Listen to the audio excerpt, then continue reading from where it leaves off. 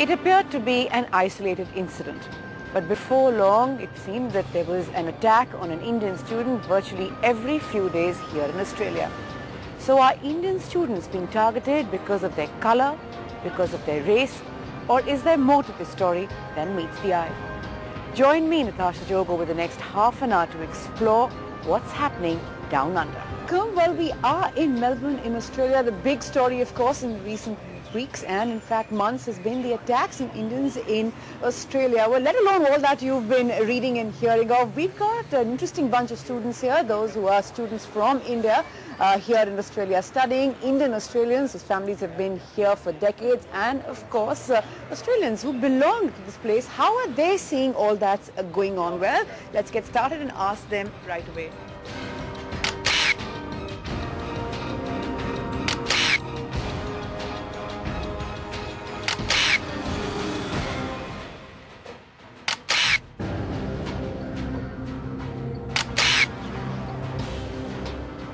I guess the impression I've had of the recent attacks is that they've been in, I guess, what I've considered bad suburbs my whole life since I've lived here, and I didn't ever really think that it was anything other than bad people, who would be criminals anyway, attacking people at bad times of night.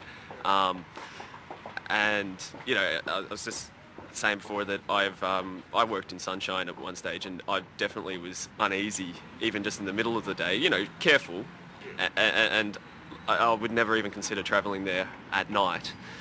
And I guess the question is, are people who are new to the country, international students, aware of these sort of issues, that yes, we do have bad suburbs, just like anywhere else? Yeah, exactly. And I don't think it's is it? I don't even know what more to say, but can someone pick up here? I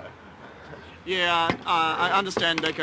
Gordon, whatever you say, I've been staying out in sunshine since I came into this country, and never felt very much comfortable walking alone on the streets or coming back home late at night from the station or whatsoever.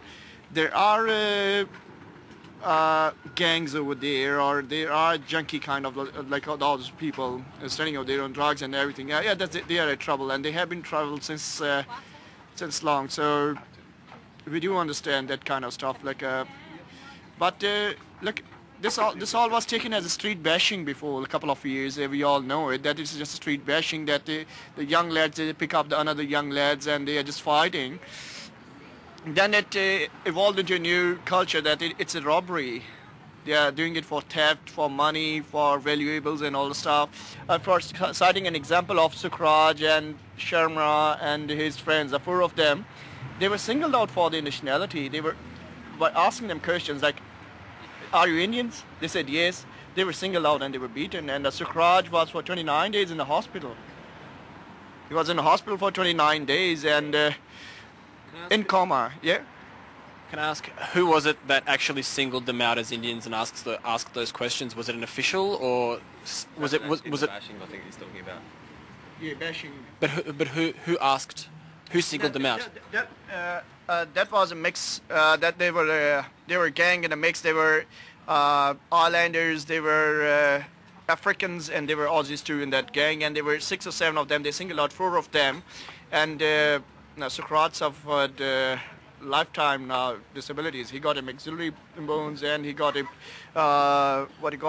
fractured skull. Lost 19 kgs in 29 days, and